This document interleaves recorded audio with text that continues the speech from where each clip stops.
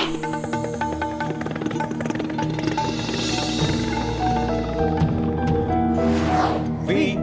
the people of India, having solemnly resolved to constitute India into a sovereign, socialist, secular, democratic republic, and to secure to all its citizens.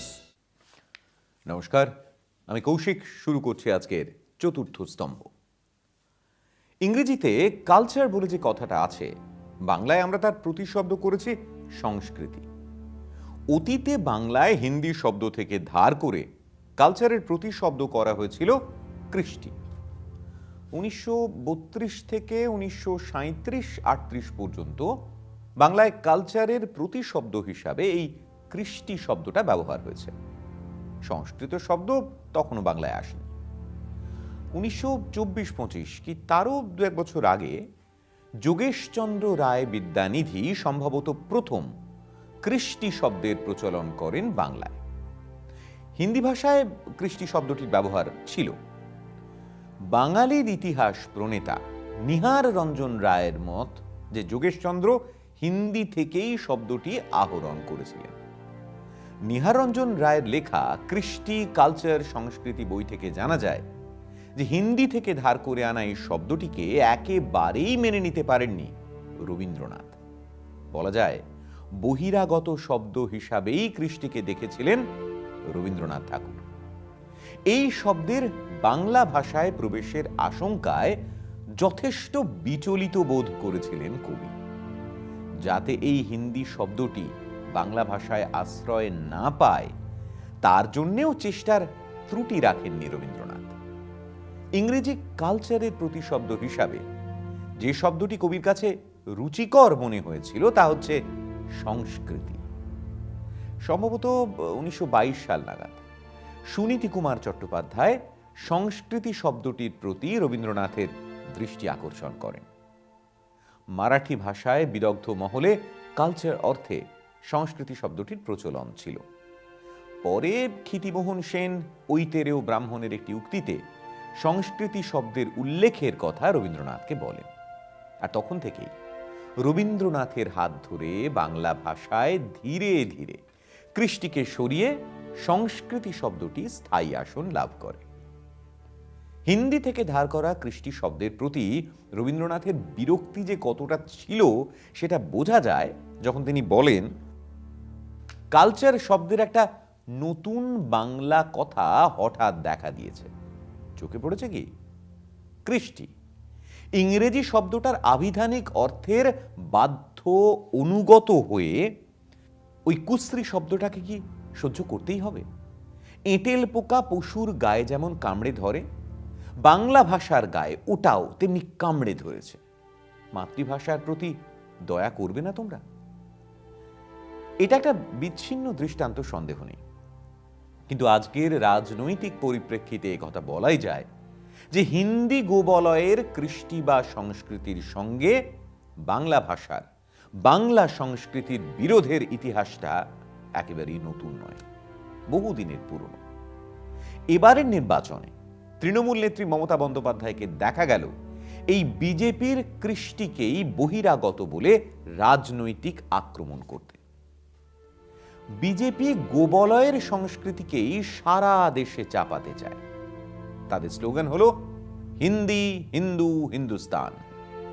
বৈচিত্র্যময় ভারতে তাদের আস্থা নেই।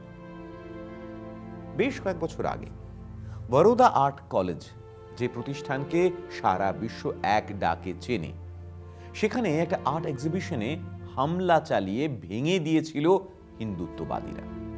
কারণ সেখানে মহাদেবের সাজে এক শিল্পীর আঁকা বহুরূপীর একটা ছবি ছিল।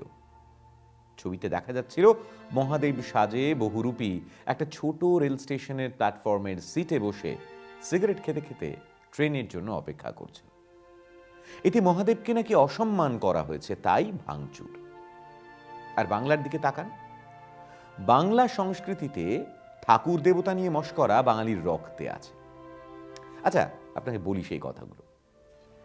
তখন গণেশ সিন্ধুকের উপরে নেমে উপরের দু হাতে তুড়ি দিয়ে নিচের দুহাতে ঢোলে চাঁটি মেরে ইঁদুরের সঙ্গে ঢোল বাজিয়ে নৃত্য করছেন। হৃদয় সাঁ করে কুড়ো জালি যেমন চাপা দেওয়া, অমনি গণেশ তার মধ্যে আটকা পড়ে যাওয়া। ইঁদুরটা টপ করে লাফিয়ে কুলুঙ্গির উপরে একেবারে সিংহাসনের তলায় যেমন ঢুকেছে, অমনি মাটির সিংহাসন দুম করে উল্টে চুরমার হয়ে গেল। ইঁদুর ভয় পেয়ে ল্যাজ তুলে কোথায় যে দৌড় দিলে তার ঠিক নেই। গণেশ জালের মধ্যে মাথা নিচু করে দুপা আকাশে ছুঁড়তে লাগলেন আর বলতে লাগলেন, ছেড়ে দে ছেড়ে দে বলছি। কিন্তু দাঁতে শুঁড়ে ঢোলকে জালে এমনি জড়িয়ে গেছেন যে গণেশের নড়বার সাধ্য নেই। ভাবুন একবার, গণেশ যার গলায় কিনা পইতে জলজল করে, ব্রাহ্মণ, তাকে কিনা মাছ ধরার জাল দিয়ে বন্দি করা। সেখানে গণেশ বাবাজি জালের মধ্যে মাথা নিচু করে দুপা আকাশে ছুঁড়তে লাগলেন আর বলতে থাকলেন, ছেড়ে দে বলছি। আজকের যুগে লেখা হলো তো বলা হতো, হিন্দুদের আবেগে শিরীষ কাগজ ঘষে দেওয়া হয়েছে। কিন্তু এই লেখা যিনি লিখে গিয়েছেন তিনি আবার ভারত মাতার ছবি এঁকেছিলেন, অবনীন্দ্রনাথ ঠাকুর। 1905 সালে অবনীন্দ্রনাথের আঁকা ভারত মাতাই আমাদের দেশের একমাত্র মূর্তিরূপ। তার কিন্তু আটকায়নি গণেশকে নিয়ে ছোটদের লেখায় হাসি ঠাট্টা করতে। বা ধরুন দ্বিজ কালিদাসের কালিকামঙ্গল, সেখানে শিবকে তার হবু শ্বশুর বলছেন, হরের উত্তর শুনে গিরি মহাকোপ মনে, হরে কটু কহে কত কব, বলে বেটা এত জোর, একটা চড় মেরে তোর কাঁথা বাঘ ছাল কেড়ে লব। রীতিমতো শ্লীলতাহানির হুমকি। কিন্তু এখানেই শেষ নয়, এরপর হিমালয় সন্ন্যাসী বেশি শিবের হাত পা বেঁধে ছুঁড়ে ফেলে দিলেন। তারপর যেমন হয়, নারদের প্রবেশ এবং বিয়ে সম্পন্ন। এই ইন্টারেস্টিং আলোচনাতেই থাকবো আজ চতুর্থ স্তম্ভে। তবে ফিরে আসবো একটা বিরতির পর, সঙ্গে থাকুন। ফিরে এলাম বিরতির পর আবার চতুর্থ স্তম্ভে। বিরতিতে যাওয়ার আগে আপনাকে অবনীন্দ্রনাথ ঠাকুরের লেখা ছোটদের গল্পে গণেশকে নিয়ে হাসি মশকরার কথা বলেছি দ্বিজ কালিদাসের কালিকামঙ্গলের কথা, যেখানে শিবকে তার হবু শ্বশুর কি করেছিলেন সে বর্ণনাও দিয়েছি। এবার বলবো ভারতচন্দ্রের অন্নদামঙ্গলে শিবের বর্ণনা। উমার বদন চাঁদে পরকাশে রাকা, বুড়ার বিকট মুখে দাড়ি গোঁফ পাকা। না, এর পরও শিবের হেনস্থা শেষ হয়নি। সাপকে বেল্টের মতো করে বাঘছাল কোমরে পড়ে আছেন শিব। স্ত্রী আচারের সময় বিষ্ণু, নারদ সবাই এসেছেন। বিষ্ণুর পরামর্শে নারদের দুষ্টুমিতে সাপ খেকো গরুড় পাকিয়ে সে ভয় দেখালো শিবের কোমরের সাপকে। সাপ বেচারা অমনি ভয়ে শিবের কোমর ছেড়ে পগার পার। আর তখন শিবের অবস্থা আর কহতব্য নয়। মেনকা সহ মহিলারা একেবারে হুলুস্থুলু বাঁধিয়ে দিলেন। উপস্থিত মহিলারা সব প্রদীপ নিভিয়ে দিয়ে সেই মার্কা পরিস্থিতি সামাল দিলেন। এখন যোগীর রাজ্য উত্তরপ্রদেশে এই লেখা কেউ লিখলে তার নির্ঘাত ইউএপিএ হয়ে যাবে। এইখানেই বাঙালি সংস্কৃতি হিন্দি বলয়ের থেকে আলাদা। সীমাহীন তার উদারতা, বল্গাহীন তার স্বাধীনতা। আর এই ব্যাপারটাই নরেন্দ্র মোদী, অমিত শাহরা বুঝতে পারছেন না। এবারের বিধানসভা ভোটে দেখা গেল হিন্দি গোবলয়ের নেতারা এসে বাঙালিকে হুমকি দিচ্ছেন, ক্ষমতায় এসে অ্যান্টি রোমিও পুলিশ বাহিনী তৈরি হবে। যার মানে লোকে যা বুঝলো সেটা হলো, লেকে বা ময়দানে প্রেম করতে দেখলে পুলিশ ধরবে, লাভ জিহাদ আইন হবে। দু একজনকে বলতে শোনা গেল ক্ষমতায় এসে নাকি অবাধ্য বাঙালিকে সবক শেখানো হবে। এক শীর্ষ নেতা বাঙালি বুদ্ধিজীবীদের সম্পর্কে যা বললেন তার মানে হয়, একবার আসি ক্ষমতায়, তারপর বেটাদের বুঝে নেব। এর আগে তিনিই বলেছিলেন যাদবপুর বিশ্ববিদ্যালয় থেকে এসব অ্যান্টি ন্যাশনালদের নাকি কলার ধরে বের করে আনা হবে। এদের চোখে পৃথিবীতে দু ধরনের মানুষ বাস করেন। একদল হিন্দুত্ববাদী, গোমূত্র টুত্র খায়, আর বাকিরা সব অ্যান্টি ন্যাশনাল। বিজেপির এই লম্ফঝম্পের কারণটা হচ্ছে তারা 2019-এ লোকসভা ভোটে প্রায় 41% ভোট পেয়েছে। তাই তারা মানতেই চাইছে না যে এই ভোটের সবটা হিন্দুত্ববাদী ভোট নয়।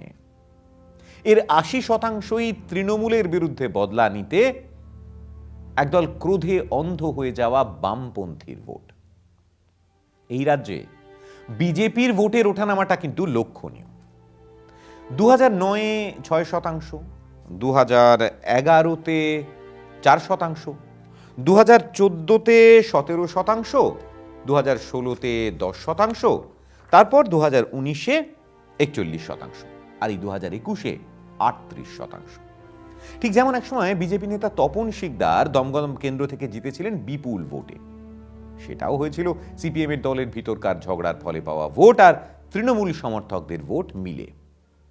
সেদিনেরও সেই ভোটটা সবটা বিজেপির ছিল না। দেখুন একবার কেমন ওঠানামা করেছিল দমদম কেন্দ্রে বিজেপির ভোট। 1996 সালে দমদম লোকসভা কেন্দ্রে বিজেপির দিবাকর কুন্ডু ভোট পান 8.7%। 1998 সালে বিজেপি প্রার্থী তপন শিকদার দমদম থেকে জিতলেন 50.6% ভোট পেয়ে। 1999-এ ফের ভোট, তপন জয়ী 51.5% ভোট পেয়ে। 2004-এর লোকসভা ভোট, তপন শিকদার পরাজিত, ভোট পেলেন 41.7%। 2009 সালের লোকসভা ভোটে ওই দমদম কেন্দ্রে তপন শিকদারের ভোট কমে হল মাত্র 5.7%, জিতলেন সৌগত রায়। 2014 লোকসভা ভোটে এই কেন্দ্রে ফের তপন শিকদার পরাজিত, ভোট পেলেন 22.8%। 2019-এও বিজেপি এই কেন্দ্রে হেরেছে, ভোট পেয়েছে 39.4%। 2021-এ যদি দমদম লোকসভা কেন্দ্রের অন্তর্গত 7টি বিধানসভা কেন্দ্রের ফল যোগ করে দেখা হয়, তাহলে দমদম লোকসভা কেন্দ্রে 2021-এ বিজেপির ভোট আরও কমে হয়েছে 32%। সময় একটা বিরতির পর আবার ফিরে আসছি চতুর্থ স্তম্ভে, সঙ্গে থাকুন। বিরতির পর আবার ফিরে এলাম চতুর্থ স্তম্ভে। এই যে বিজেপির ভোটের কমা বাড়ার একটা হিসেব আপনাকে একটু আগে দিলাম বিরতিতে যাওয়ার আগে। কেন এমন ঘটছে? তার কারণ বিজেপি এই রাজ্যে কোনো গণ আন্দোলনের মধ্যে দিয়ে তাদের সমর্থন বাড়ায়নি। কিছুটা সর্বভারতীয় ক্ষেত্রে বিজেপির যে সাফল্য তার প্রভাব, আর কিছুটা সার্জিক্যাল স্ট্রাইক ইত্যাদি নিয়ে বিজেপির উগ্র জাতীয়তাবাদী প্রচারের প্রভাব।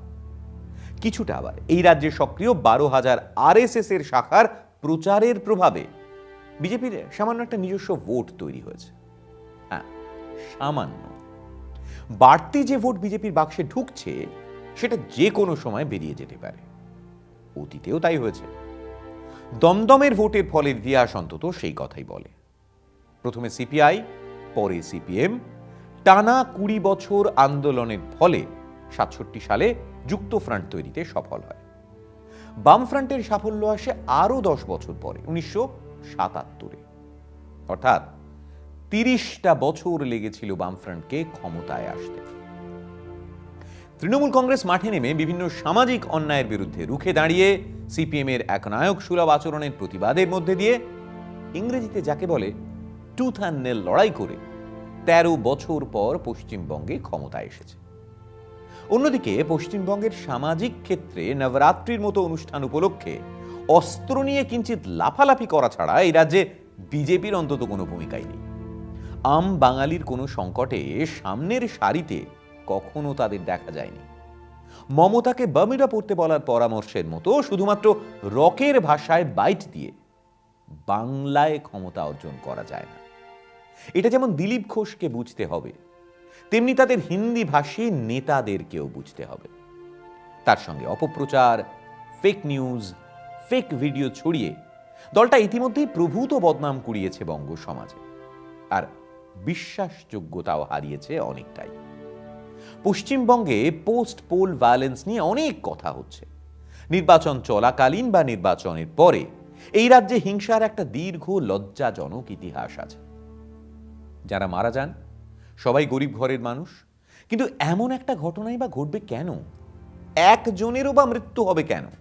এই নিয়ে যেমন মুখ্যমন্ত্রী মমতা বন্দ্যোপাধ্যায়কে ভাবতে হবে, তেমনি বাঙালিকেও ভাবতে হবে সারা দেশে বাঙালির এই বদনাম ঘোচাতে তাদের করণীয় কি।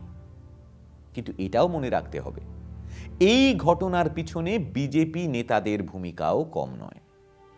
প্রধানমন্ত্রীর আসানসোলের বক্তৃতায় যখন দাঙ্গার প্রসঙ্গ আসে, आसनसोल रानीगंज के दंगे कौन भूल सकता है, তখন বিজেপিও পোস্ট পোল ভায়োলেন্সের দায়িত্ব এড়িয়ে যেতে পারে না।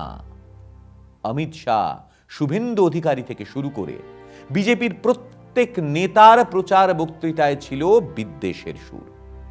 যারা সগর্বে বলতে পারেন আরো অনেক শীতলকুচি করা হবে, নির্বাচন উত্তর হিংসার দায় তারা অন্তত কখনোই এড়িয়ে যেতে পারে না। আজকের মতো এ পর্যন্তই। দেখছেন কলকাতা টিভি, রাত দিন 7 দিন।